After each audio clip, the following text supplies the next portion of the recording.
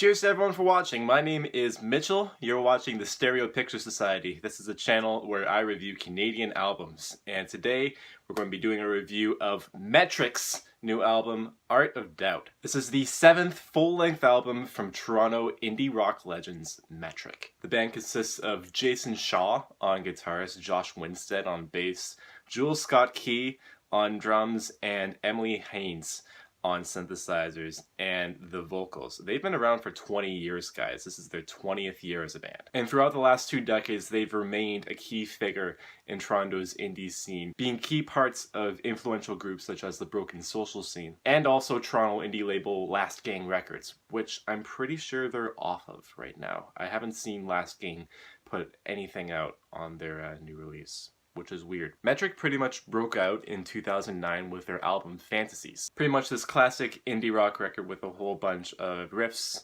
and soaring vocal melodies seen on hits such as Gimme Sympathy and Gold Guns Girls. After that album was 2012 Synthetica, which saw them fusing their guitars and their heavy riffs with synths. 2015 saw them swapping out a lot of guitars and moving strictly into electronica with their album Pagans in Vegas. And on this album, I started to see a more difficult and different album experience, especially with the latter tracks on the album just pretty much being instrumentals, and kind of turned me off from listening to the album as a whole, even though it produced some cool songs and favorites of mine such as The Shade and Cascades. This album, Art of Doubt, was also produced by Justin Meldal Johnson, who was the producer of Paramore's last album. And if you couldn't tell how big I am into the band, you can probably tell that I'm a fan. I'm a fan of Metric. I've seen them twice already, and they also played a key part in the conceptualization of Scott Pilgrim vs. the World, my favorite movie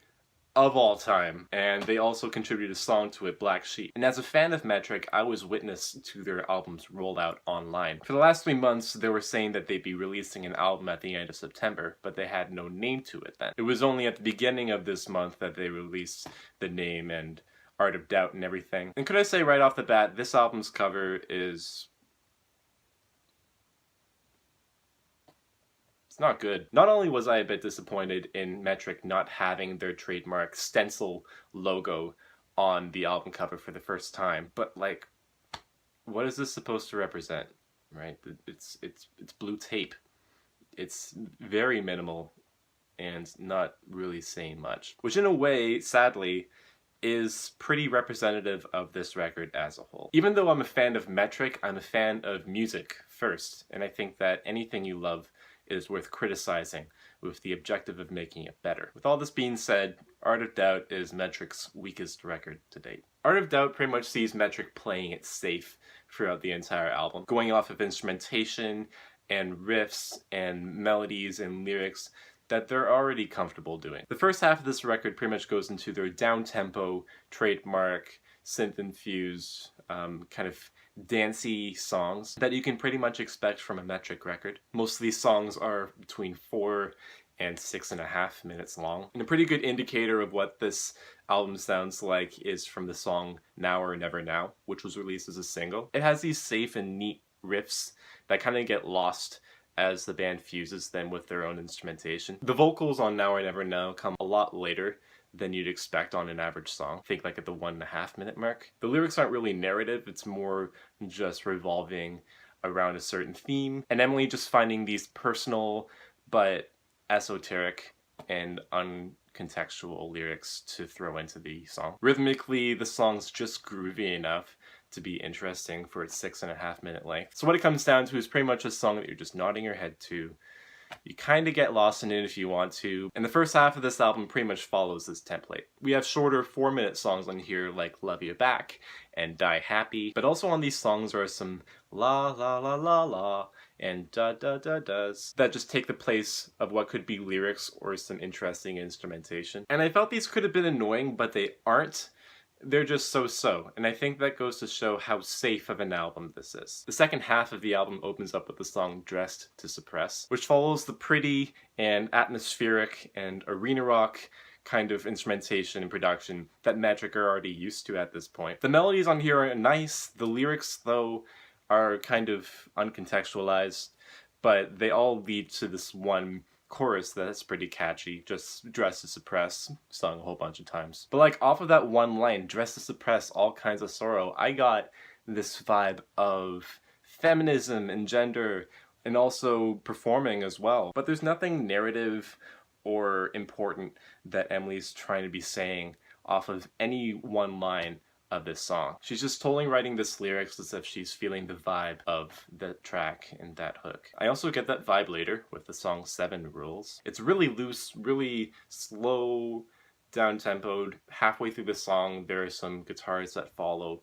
Emily's melody, and it really makes for a cozy, sunny beach rock vibe. I also appreciate the synth melody off of the song Anticipate. I almost wish that the song was just the synth melody and that the band didn't go and fuse the melody with their own instrumentation, because I thought the song would just be good with Emily's voice and the synths, just to create kind of a minimalist feeling and impress upon the listener a sense of it being open to interpretation. My favorite track on here, though, is the song Risk. I really like the Heartland rock vibe that I get off of this track, but I think what they really were trying to get to is like the heart of a war on drugs song. They definitely had that band in mind when they were making this track. There's like a continuing pulse and sweet rhythmic groove from the guitars, drums, and bass. And on the chorus, there pops in some synths and some really sweet vocal melodies coming from Emily. And I think it made for a catchy and just a good pulsating vibe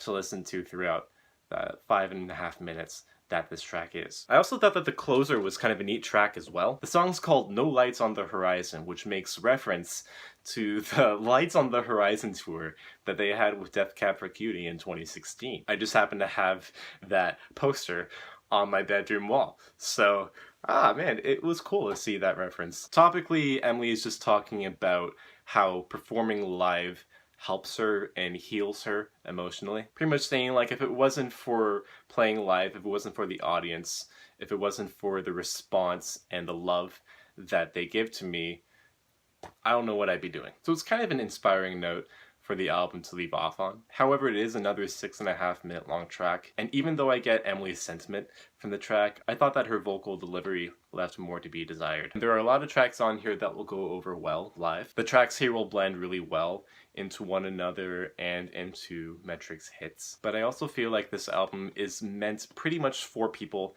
that already like Metric. All the responses I've seen so far online for this album are from people that make it evident that they're older fans of Metric. And they just happen to be pretty positive too. From what I'm seeing, and if Metric's formula keeps on playing out, they're going to be turning into one of those alternative indie dad rock bands. It's really interesting how I'm seeing this from a band that was really contemporary when I was a teenager, and now I'm not seeing that anymore from youth. Even when I saw Metric on tour, I still saw a lot of like late 20-somethings in the audience and not a whole bunch of teenagers. So I think if this is the audience that Metric is playing to, I think it'd be a good idea for them to emulate another genre, another influence for their next project. They've shown that they were already capable of doing that with Synthetica. And I think that when they're ready to release another project in the future, that they relearn how to operate as a band and take some really strong risks into their songwriting. And I also hope that Emily writes a little bit more relatable lyrics for her next project. It'd be really interesting to see if she can come up with kind of conceptual and especially narrative lyrics that can last throughout an entire song. I can tell now that Metric isn't relying now on making another hit, such as they did in the early 2010s. But I think if they want to see another wave of success, they're going to have to make a fantastic and well thought out album. Because now they're competing with a whole nother generation of indie artists. If they want to be reaching another wave of success and relevancy as a band, they need to be sounding more experimental, more focused, and less formulaic and inhibited as a group. So out of my handy dandy enjoyment chart, I'm going to be giving these guys probably between a meh and a happy face. Just a so-so. It's not bad. It is decent. I just really don't see myself listening to this album all the way through again. So if you like what I had to hear or just disliked what I had to hear, let me know. Make sure Whoa! Make sure you like and share with all of your friends, and you can subscribe. You can subscribe. You can subscribe to my channel. Just click the little red button at the bottom right of this video and make your presence known. You can also listen to one of Metric's new songs and their album in the links below. Make sure you also follow me on Twitter. My handle is Mitchell Hall SPS. Make sure to watch some of my other videos if you enjoyed hearing my voice and my opinions on music, what I have to say. And I hope you're all doing well and enjoying yourself on this really muggy, rainy, and like foggy and just kind of weird season that Canada's having right now. Yeah, cheers again for watching this video. Cheers for doing all the things that I told you to do. And I hope to see you all again in the next video. Thanks.